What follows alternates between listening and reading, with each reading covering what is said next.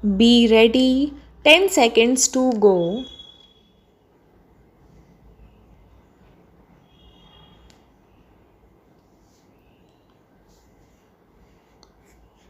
Start. I am very happy to be present here today for opening the new building of your university. All that you have said about this new university, which is only 6 years old, is commendable in many respects. Although you have not had adequate equipment and the necessary wherewithal in the beginning, these serious shortcomings did not discourage you. In right earnest, you started the work. One might feel sorry, but I am sure no one will feel surprised to know that in its seventh year, this university does not possess departments in subjects like Sanskrit and English on the side of arts and physics, chemistry, anthropology, and geology on the side of science.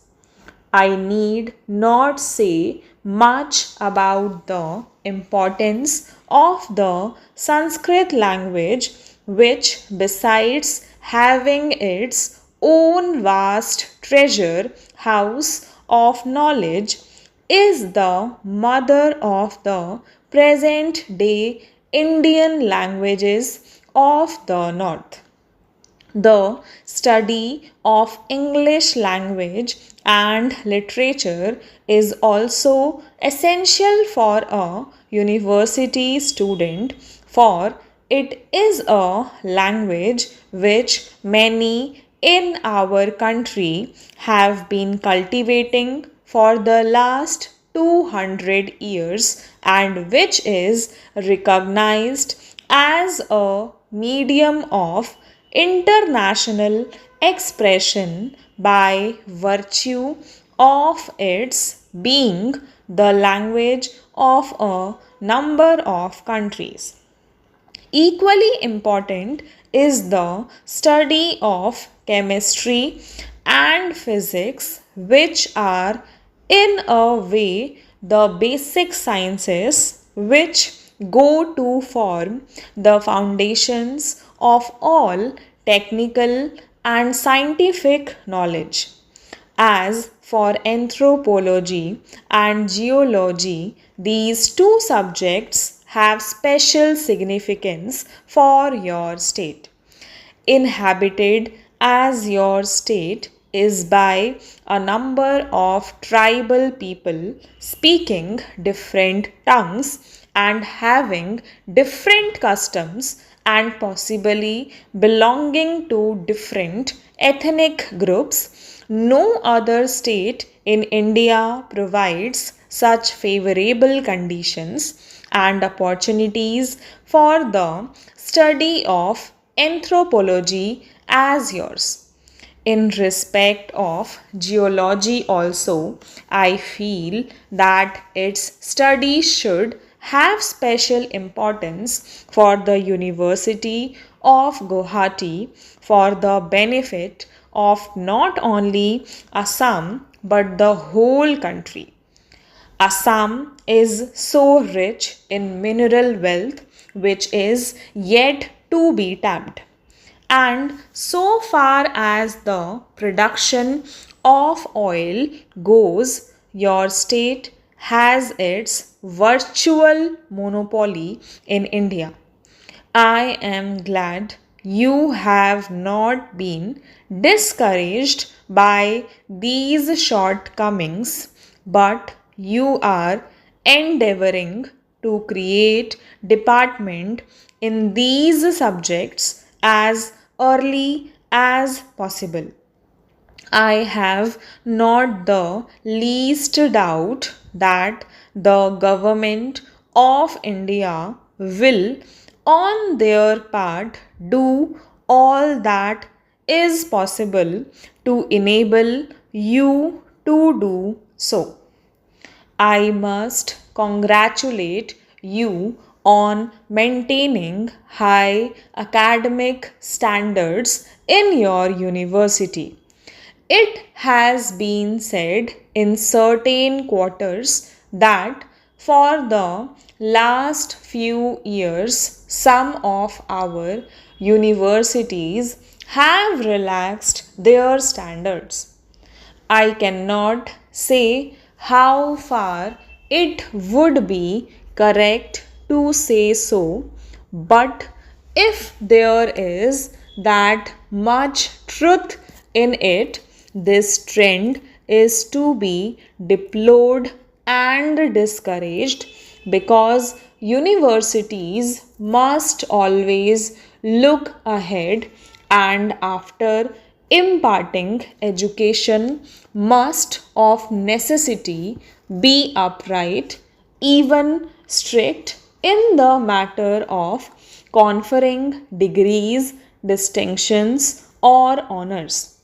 You have done the right thing in sticking to this ideal from the very beginning. I am one with you that in order to be fully useful to the people for whom a university serves, it ought to be a teaching body.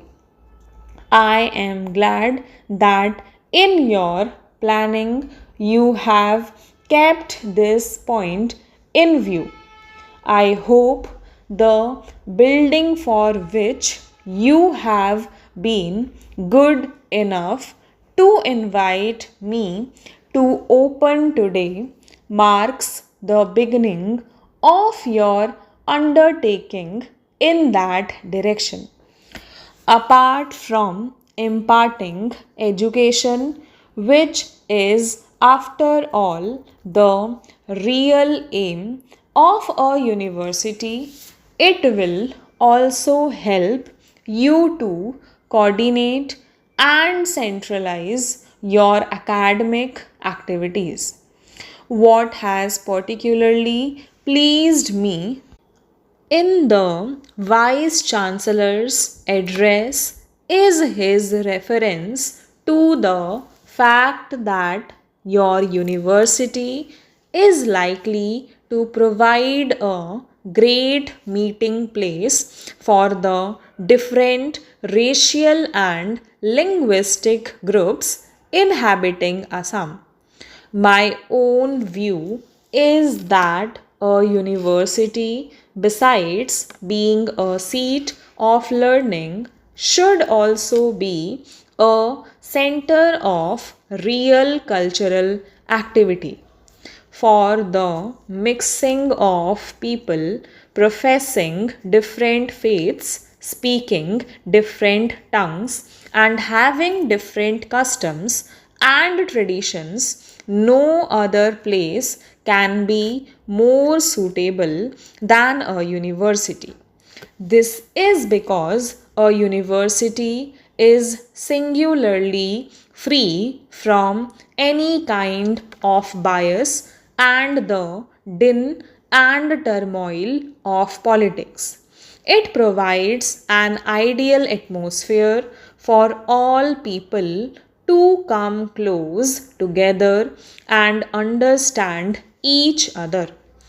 I need hardly point out that you will be rendering a great service not only to your state but to the whole of India if you keep this objective before you.